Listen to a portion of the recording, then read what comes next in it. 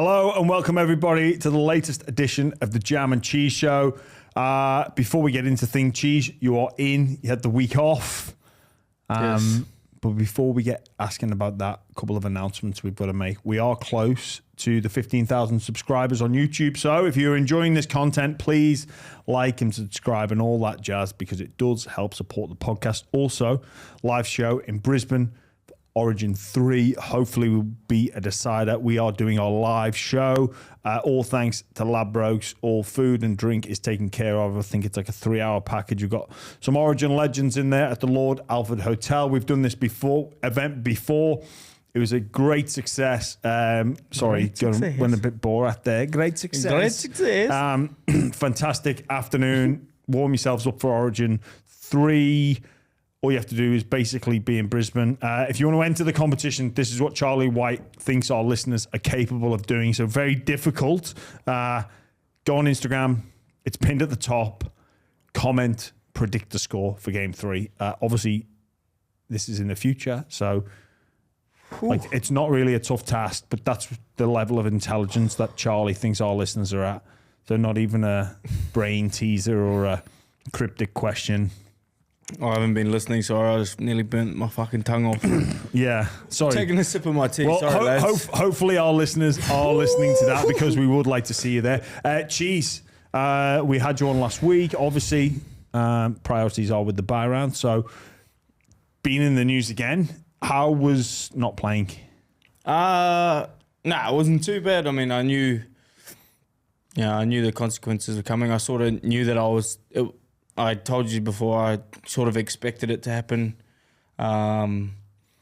So when I got told, it wasn't so bad, but it was all right. It was a little bit shaky in the after half time when the boys started, get playing a bit bad and started going down, because then you go in your head like, oh shit, this is my fault. Like I'm not helping out and stuff like that. But fortunately, they come away with the win.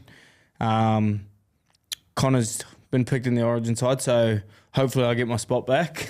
But it was You've got the dogs it was good. this It was weekend. good. I had a shave, had a cut. Looking sharp. Yeah, looking sharp and just ready to go, I guess. Can you say something outrageous on this? Because you've got the dogs this weekend, so I'd like you to get another breach notice and not play. I'll be honest, I didn't know we had the dogs this weekend. Is that outrageous? That's well, outrageous. I didn't know we had the dogs, but for some reason I thought we had the Tigers. Well, obviously I haven't been to the meetings yet. We'll move on from that. How do you personally think you're going to respond to this? Respond? Yeah, like is it going to change your ways? Is it going to make you more determined on the field, off the field? I feel like I've had an immediate response so far. Getting into training early and stuff like that. I've actually gone to see the doc about getting melatonin and stuff so I can get a better sleeping pattern. And I think that was just it, like just not sleeping good enough. And it's hard after games, but I'm definitely checking the schedule before I go to sleep. That's a start, but yeah, the immediate reaction, but it's consistency that I need to improve, I guess, consistency off the field.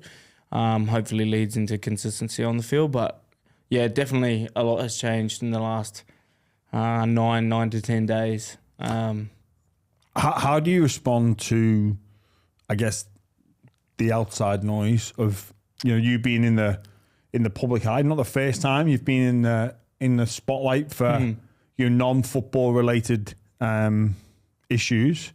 Like, how do you? I guess. How do you digest all that? How do you? Yeah. Yeah. At the moment, I'm off the socials, so I'm not seeing it. I don't read the paper. I don't see anything at the moment. So at the moment, it's just see no evil, I guess. But what you forget is if you're going good, if you're playing good footy, you're in the papers for doing stuff good. If you're doing something bad, you're in the papers for doing something bad.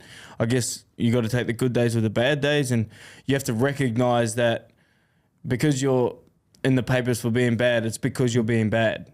It's not, you're not. They don't purposely target you all the time, and you're usually in there for doing something negative. So if you can turn that around and do something positive, you're going to be in the papers for doing something positive. And journos get a bad rep for that.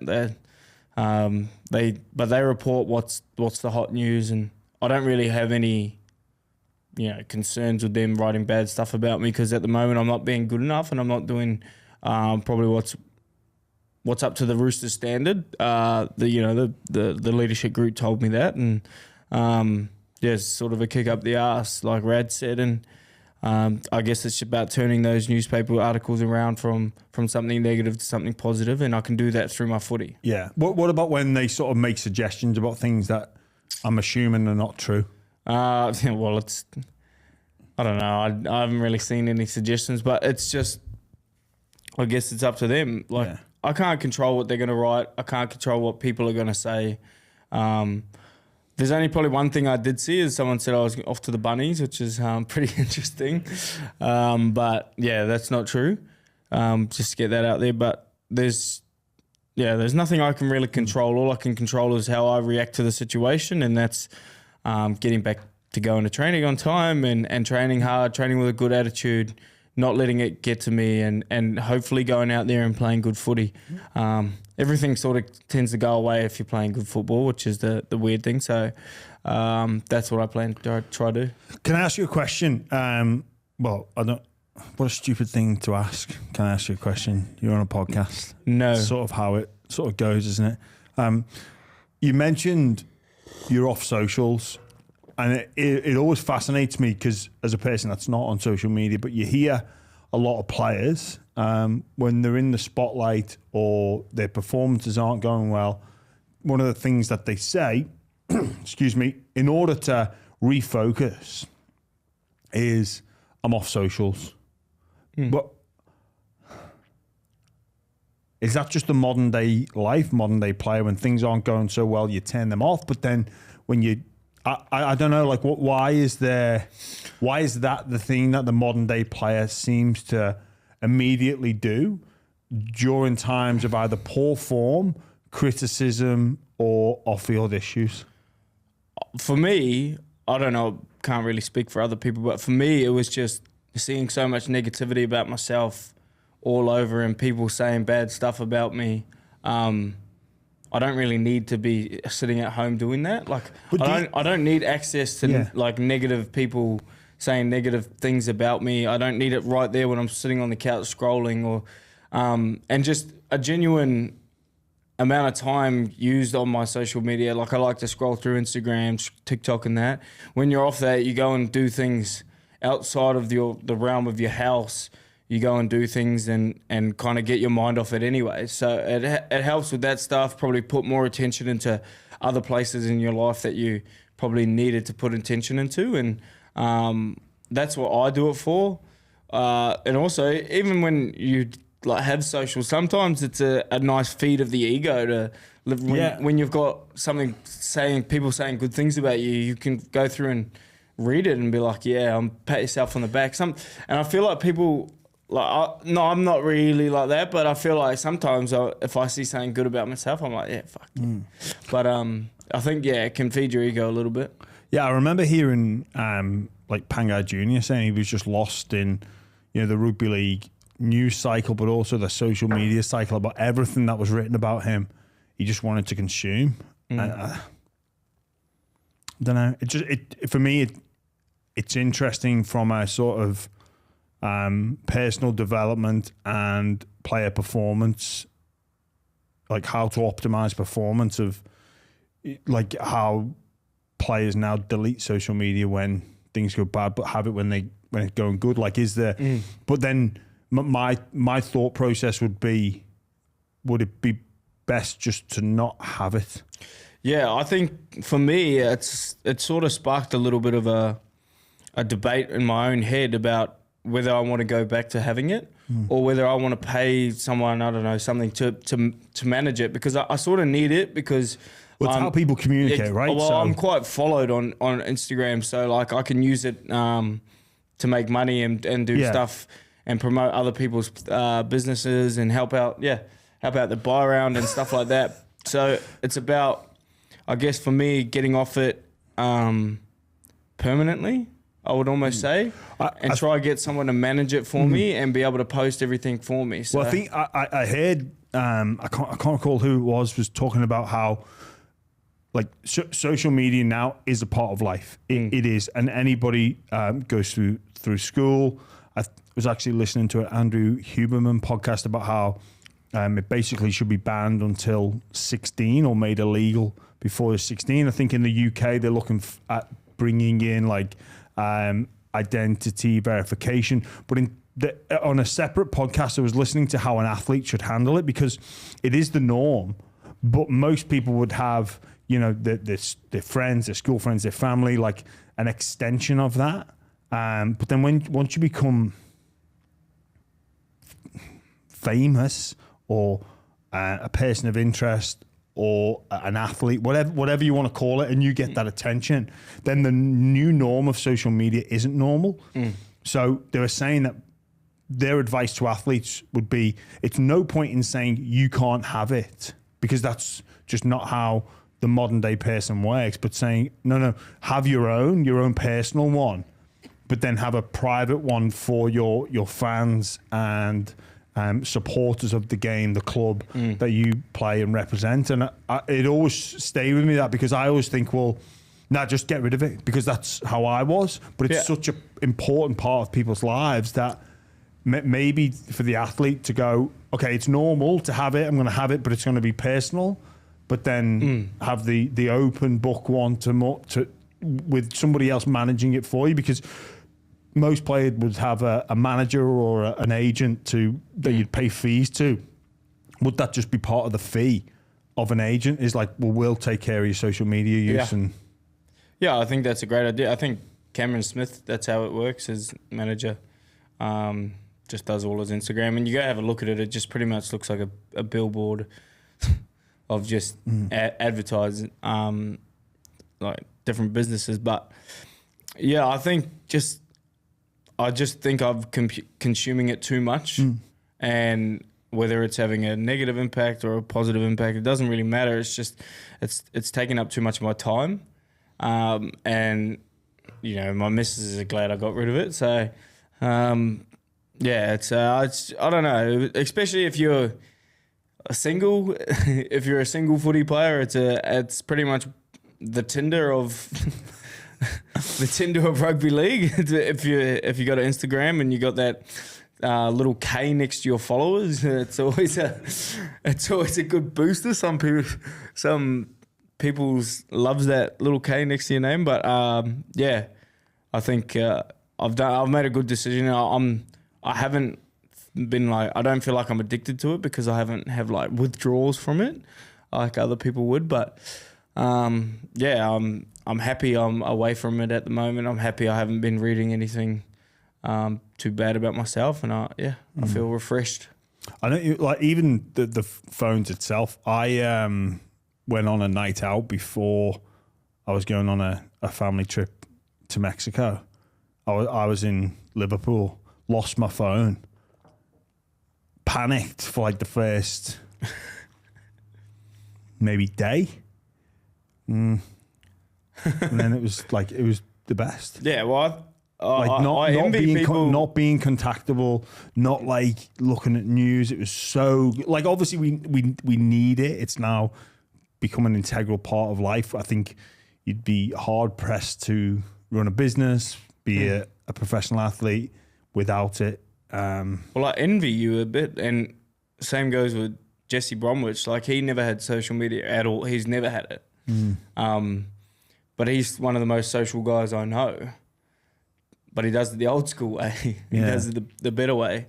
I was sitting in the lockers today, and I was looking around, and I could see everyone was just on their phone, bar like 2 people, and I was one of them. So well done. Of course, I'm so good. Of course, if you are listening to this podcast and you are on social media, the only place you'd want to be is the buy round. Yeah. At the buy round. It's the only people I should be following, to be honest. That's it. We'll get into some football because the Origin teams are in cheese. I'm a bit confused. Queensland have picked their team. Now, Slater went with Cobbo, X-Factor bench player, game 1.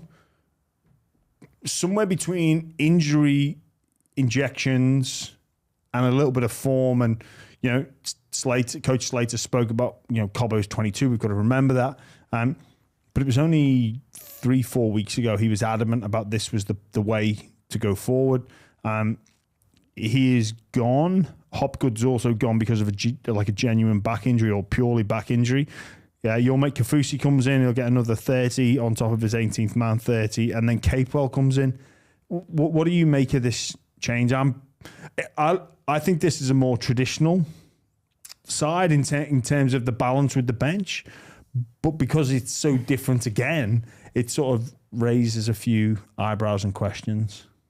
I think he heard me talk about it being the Mick Smart play and goes, I'll get this motherfucker. But I don't know. Oh, you think he thought the McSmart play, if Cheese is saying it's a McSmart play, it's not a McSmart play. He's like, maybe I'm not doing it right. But it's like you said, it's the more traditional sort of setup. It's weird. I feel like Billy's got a script or something. I bet no one's going to get injured and there's not a need for an outside back to come in. So, yeah, I don't know whether they're just letting Billy win these games or I don't know what's going on. But because before Origin 1, it was sort of spoken about that he may put Ponga on the bench with a Grant or a Hunt and then 2 forwards. And then he was really enjoying this idea. Then obviously no Ponga. Cobbo comes in to use that role. So I was thinking, if he's going to do that, and maybe if Cobbo's not in, then he'd go with a Ezra Mann maybe or someone like that. I don't know. It kind of interests me because Kafusi and Capewell are both back rowers. Well, Kafusi's played a bit of middle, and Capewell can but they're back rowers. Yeah. Yeah, true. Yeah. But I think Capewell would be in to cover like centre if someone goes down, and then, you know, you'd move other players around if... So they've got everything. Like, there's nothing wrong with this team, and it is. If this honestly, team, Billy knows more than me. But if this team was named for game 1, everyone goes, "Oh yeah, sweet, yeah, nothing to see here." Or if this position is injured, here's what we do. It all sort of, you answer every question. But because you went Cobbo in the first game and then now not in the second game, it's brought attention. And arguably Cobbo was one of the best players. Yeah. Like he was unbelievable in that game. And I don't know, was it a form or what? I saw some article, but I didn't read it. So that's the problem. I'm off the socials. You've got to read. The devil is in the details. No, there's nothing wrong with the team. But it's just the fact that Cobbo was in and now he's out. Yeah. And Slater said he'll play Origin again. So I guess with Queensland, really, with the team that they've named, it's sort of nothing to see here. Let's just hope Reece Walsh is honest with himself and he's fit and he's ready to go. And they'll but they still got MSI anyways. Exactly. Yeah. So he'd move. Yeah. But for me, it's more. Let's if he's 100% fit, then they're sweet. Like nothing to see here. Like we just carry on. But with New South Wales, plenty of changes. Latrell, who is the big in. Moses in for Hines. McInnes out for Murray. Obviously, James Tedesco now is out. Edwards in again. What do you make of this New South Wales team? First and foremost, it's the selection of Latrell Mitchell, which I think is the big talking point, but also it gives New South Wales a hero and a lot of hope and a genuine game breaker that loves this stage. Yeah. No, I'm super stoked for him. But yeah, he deserves it. Like rightly deserves it with the form he's been in the last 2 to 3 weeks. The Bunny side have been a different side now that he's come back from that suspension. But yeah, he's one of those guys that you're not happy. If I'm a centre and I look up and I see Latrell Mitchell there, I'm not too stoked. Like, I'm not excited. I'm thinking, I'm going to need to be on here. I'm going to need to be on here. And I'm sure any centre in the whole entire competition is thinking that. Well, I think Crichton will move to the right. Latrell will play left, which will put him up against Val Holmes, who probably by his own high standards hasn't had the best season at club level. Like we all know, Origin, plenty of players rise to the occasion. But I think with the other options, so I think it was Best. Burton was an option in the centres, and I think maybe Cobbo. Sorry, not Cobbo. Staggs, rather. I think Latrell puts the most fear in this Queensland time, and he's a genuine game breaker. Like he can if Latrell's on in a game, he can win you the game in 20 minutes. Yeah, like he can actually win a game in 20 minutes of footy. He's that good when he wants to be. Do you have to game plan for that? Because obviously the line will roll out of we're just focusing on ourselves. We're not going to focus on one individual that's been picked for the opposition, or New South Wales as they're alternatively known. But is Latrell the type of player that you think you would go, right, we need to figure out how we're going to shut this person down, because if he gets hot, like if we're not ready, if we're not prepared, we're screwed. So it's better to go in with a plan of how we're going to deal with Latrell if he's hot. Yeah, I think it works both ways. Like, how does Madge get Latrell injected into the game? And then Billy, how do we stop Latrell if he's injected into the game? How does that right edge deal with him? Yeah. Yeah. But first of all, there's got to be a way to get Latrell into the game, because there's sometimes like Latrell is one of the best players in the world, but sometimes he can let the game go in front of him. In Origin level, I think it's a bit different, but if he starts attacking the game early, and that's something that I think Madge will need to get across to him, it's a big, I guess, alarm bells for Queensland.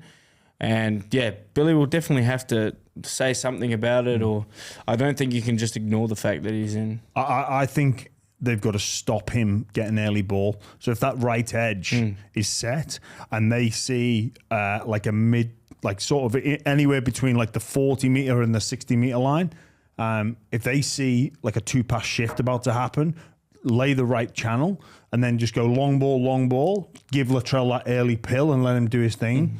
If they're not up and shutting down his space, like they've got to dictate the terms and close his space down, in my opinion. And I think that's where I think your head would go as a coach is look up, recognise when the shape appears to be just a simple 2-pass spread and then get on your fucking bike and get up.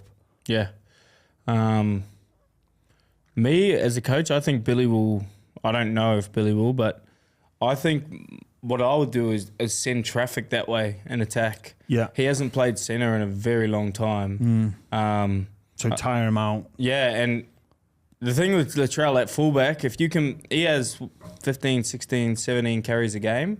If you can make 13 of those out of his half, you're probably going to win the game, because he's not as... If you can just keep kicking the ball...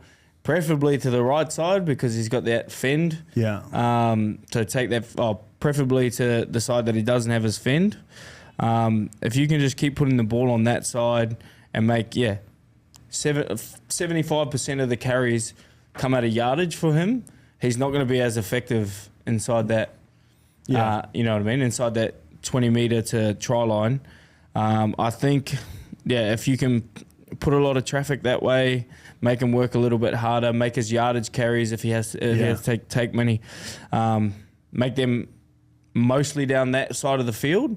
So kicking his side of the field behind that line, so he has to run. So he has to get, I know what you mean. So you kick to his side. I kick to his side, so it's not likely that they're going to bring both winger centre over to take those carries. Yeah, so you'd have to travel all that way in yardage. And so you want to kick to his side. He's not going to get a shift to his side. Yeah, I know what you mean. So that's what I would do as a coach. Sorry, just quickly back to Queensland, because I glossed over this. I was going to say, do you think they've gone with 4 forwards potentially because of Spencer Leniu? Because he was enormous for New South Wales with 12 players. I don't really know, but like they haven't gone with like a big, huge forward. Like they've gone with Capewell. But he's more. He has a bigger body. And with Felice, I reckon the part of this would be we need to control Spencer, because he was on another level. I thought he should have been man of the match. Like obviously, him and I think Hammersoft scored 2 tries. Martin, Lomax were 3 of the best for New South Wales. Obviously, Spencer comes on in a very specialist role, but I wonder if they've gone with forwards to stop that. But good luck. Yeah, true. So Latrell, he also he made some comments about not wanting to be a scapegoat. Who? Latrell says, I'm back in the team. I don't want to be that scapegoat for New South Wales. I want to be protected. I think all he needs to do is just play well, and that will take care of itself. And yeah, like that it's as simple as that, really. But the stage is set for him to be the hero for New South Wales. Whether or not he can go in with that mentality, it is a team game. But really, I think if New South Wales win, he plays well. Murray's a huge in. I was sad to see Cam go out because me too. He's a friend. Well, not only a friend of mine, but he seems like the Michael Maguire style of player. But with Murray's quality and experience at representative level, I think he has to come in. Couple of other changes we spoke. Connor Watson and Angus Crichton, they started the season in reserve grade together. Now they're playing for this state. What do you think Connor Watson's going to bring to this New South Wales team? You are a teammate of him at Clubland. Connor, he'll bring lots of energy. He's throughout the week, he was a great example. Everything he does is to the point. He's very, very professional with his looking good in his rig. I guess he's very professional with his preparation for a game. Probably the best I've ever seen. He's ice baths before games, stretches, does all that stuff, breath work. He just does he leaves no stone unturned to get his body right for the game. But yeah, then when he's playing, he's fit. He's always going to turn up for you. And he's just one of those players that I've really enjoyed playing with. And it's very special, I guess. Last year I visited him at his family home when he had just done his Achilles, just got surgery. I lived up the road from him, so I've probably already spoken about this. So sometimes I'd have to go down to his house. This is about a year ago, mate, maybe 2 months, a year and 2 months ago, I was going down to his house to carry him to go to the toilet because he couldn't move. Like he's got stairs at his unit, and he couldn't get up the stairs to go like if he wanted to take a number 2. So I'd have to go down there and carry him up the stairs. And now he's playing Origin. It's pretty bloody wild turnaround, and he was in the reserve grade team. Angus and Connor spoke about in a meeting we had how their main goal was to get back in the team by Origin, and Angus wanted to play Origin, and they're ticking off all those boxes at the moment. So it's been a massive turnaround for those guys, and they've been some of our best players. So yeah, I think with both of them, they're a real story of perseverance. And how to take on a struggle and a challenging time, and no matter how difficult it is, like I know this is football and people go through way more difficult struggles in life, but when you put football on such a pedestal like we all do, and then the injury gods just don't shine on you. Like Connor Watson's had a shit kicker of a time injury wise, like you say, to be lifted up, like how almost ashamed you'd feel and like kicking yourself, going like, what's this game done to me? The perseverance to come back. Yeah, well done to Connor Watson. He's a top guy as well. Yeah. Like what we spoke about at the start of the podcast, like Angus went through the rinser last year. Yeah, he did. And it just, I guess when you say perseverance, I guess it goes to show like Angus and Connor Angus was one of the best preseason trainers I've ever seen, and I thought he'd for sure be in the side, like at round 1, and he wasn't. But he didn't complain. I guess it just goes to show if you can turn your life around in 6 months of hard work. I know in the off season he was working really hard, training, because he'd always invite me down to the park but I was never around. And then he came and had an amazing preseason, and that's all you need. You need to just work hard for 6 months or even 3 months over the off season, and you can turn your life around. You can turn around what everyone thinks about you. Everyone loves Angus Crichton now. again, I think this is going to be another. I'm hoping it's better than than game 1, but started to get excited about this game. Really looking forward to it down there in Melbourne. Just a quick round recap. Firstly, the Manly win against the Dragons. It's my McSmart play, or what could have been, because Manly were down to 13, I think, at the time. I can't recall. It was Ruben Garrick. Ruben Garrick was hit. Second HIA. I think he plays the ball, stumbled. I think Manly got the penalty, but I'm waiting for the Dragons player. It was Tuipulotu, ex-Manly player, to get sin-binned, and it didn't come. And had he have been sin-binned, Manly would have been able to enact the 18th player, the 18th man.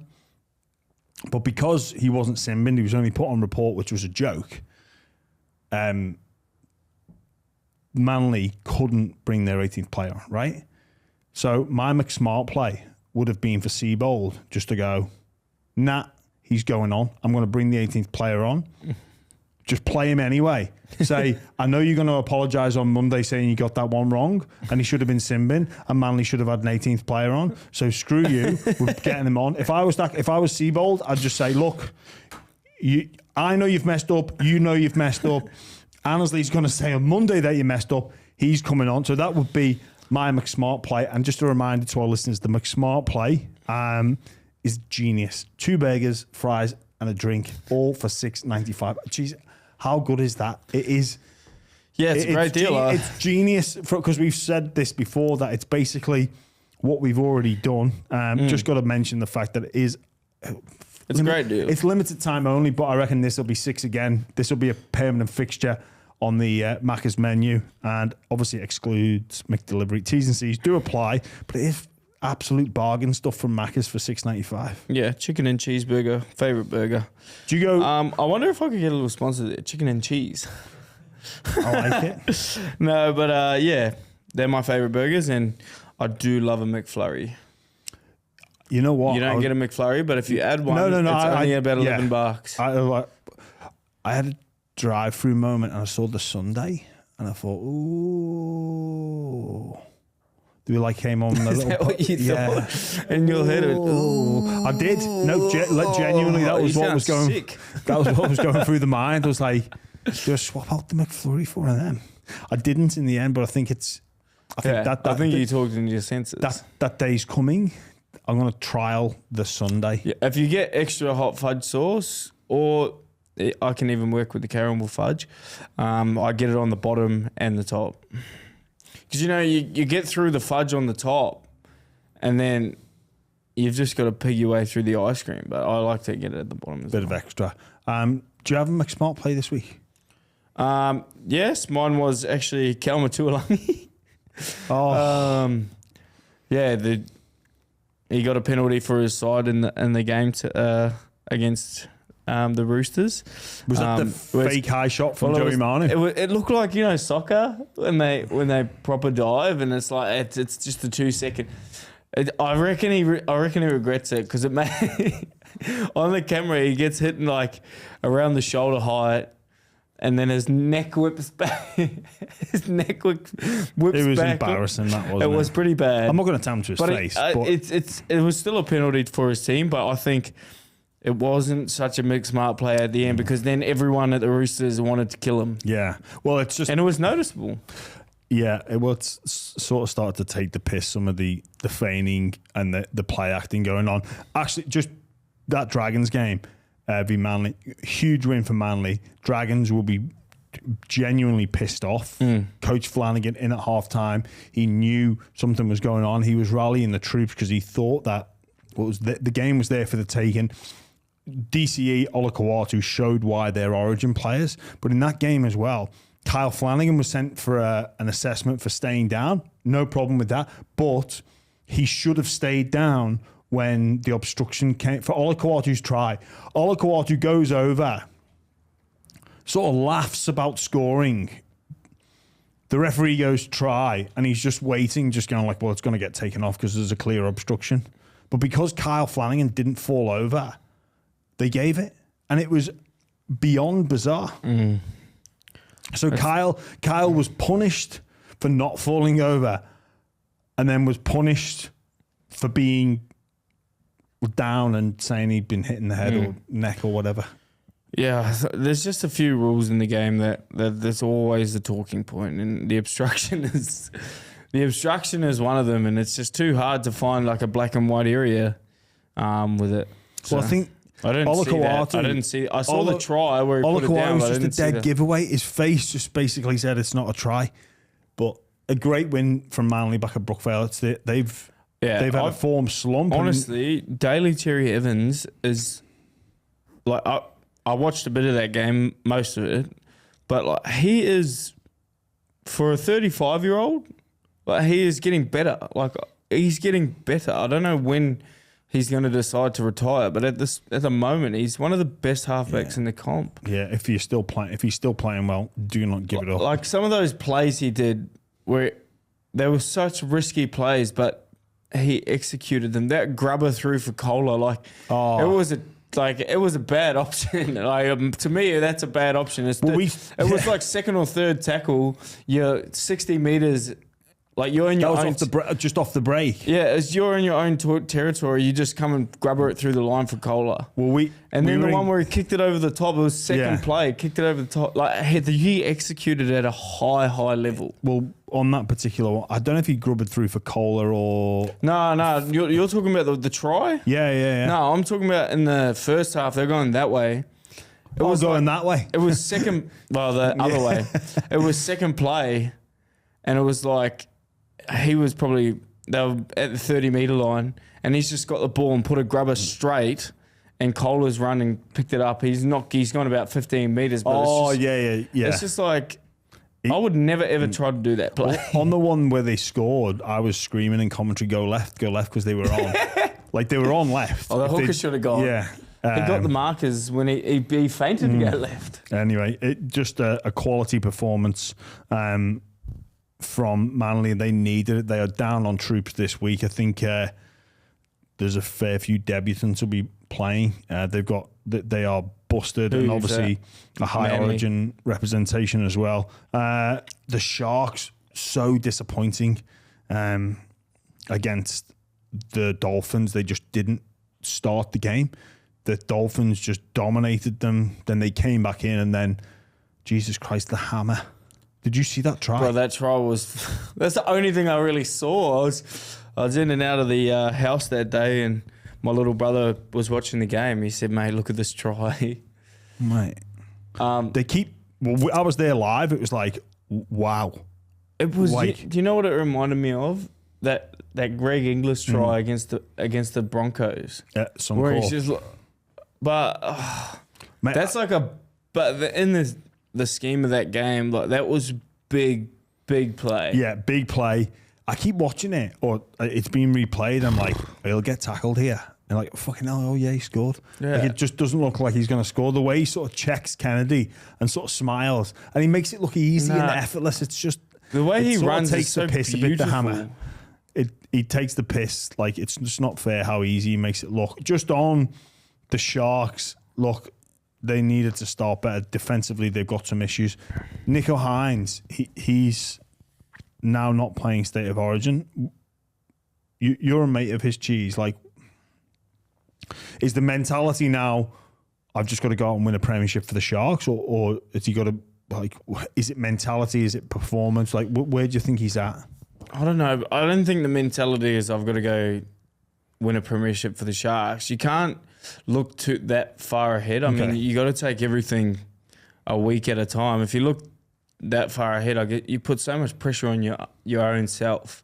If you just focus about winning the next game and playing well the next week, like that, I guess that's what I'm trying to do at the moment. Yeah. Okay. But for him, the way I know him, I don't think he's thinking that way. Yeah. Not at all. Like, I mean, he's got a premiership. He didn't get any minutes, but he's got a premiership. But yeah, I think at the moment it's just focusing on the little things at training, helping his side get the next victory. They're still in a great position. They're in the top 4 still. I think they've just got to turn that around. they're the best second half team I've seen in the comp. But just on a personal level, though, with not playing Origin, because he would take that personally. Yeah, like I get, Yeah, I mean, he definitely would, but yeah, I don't know I don't know how hard it's hit him. I don't know how it's affected his confidence. I don't know all that. I haven't seen him. Yeah, I'm due to catch up with him for a dinner, but yeah, in my opinion, it's definitely rocked him. Yeah, but how does he move forward from that? It's probably just putting his attention and focus towards the Sharks. Yeah. But not the Premiership. Yeah, maybe I'm thinking too much like a pundit. Just focus on. I'll just win them a Premiership. It's easier than Origin. Yeah. Who gives a fuck about week to week football? Just win first weekend of October, Nico. That's all you need to do. Worrying signs for the Broncos, mate. They were a bit below par. Too many injuries. Too many mistakes. Too many errors against the South Sydney. Coach Walter spoke about a bit of a lack of focus. I think, for me personally, they're missing Adam Reynolds and all the little things that he brings to a game with the organisation, where they turn over, the power and weight of everything he says. What do you make of the Broncos at the minute? I reckon they'll still make the 8, but maybe bottom 4 of the 8. Yeah, I think you're right. I think they're missing Reynolds pretty bad, because I think it's the kicking game. Like, they're just not icing the end of their sets, and that's pretty much that's what Cherry Evans does. He's just got an unbelievable kicking game, and he can manage a game so well. And I think they're missing that. I remember, is it Jock Matt? Yeah. I think it was like second play. Rabbitohs were under a lot of pressure, and he put that grubber in, and it's that sort of play Adam Reynolds nails. It's either a repeat set, a try, but it's not. They're not giving the ball back. And in the scheme of things, you probably. And then I think Bunnies went nearly all the way to score a try. So it's those mature sort of things that you need from a half that. And if it's not on, he just doesn't do it. No. Yeah. I just don't think Adam Reynolds looks at the game that way. I think he knows that you're building a lot of pressure on them. You don't need to score points. Yeah, well, the Broncos have it pretty tough. They've got the bye. Then they play the Warriors away the Saturday after Origin 2. And then it's the Panthers, so it doesn't get any easier for them. Yeah. Falongo, what a player this kid is. Like, I think Pappenhausen is due back this week. Mate, did you know Falongo while you were down there, or was he? Yeah. So I told my manager straight away when I trained against him, I was like, mate, you need to try sign this young kid coming through. He's going to be an absolute freak. Because, mate, he used to do like things like he's doing to NRL teams now. But so at Melbourne, the setup is like the main team train with the main team, and they call it the Renegades. And they always have their team meetings. They have all their. It's so funny. And then like Cooper Johns used to be the captain of the Renegades. He used to have like massive team talks and like make it all fun. And he used to be in there, and he used to get 100-meter runaways against us and like arm wrestles and stuff. And it'd be so annoying. And you just knew something was special about him. And then he's just continued to learn from Billy there. Like, he's got a bright future, and you can tell. And he's probably another mixed not smart play was that big swan dive he did and nearly done his shoulder. Yes. Actually, Lomax did one of them as well, and he bombed a try. Sorry, go on. Yeah, he's an absolute freak, and he's actually, if you're a manager out there, he's actually doesn't have anyone. So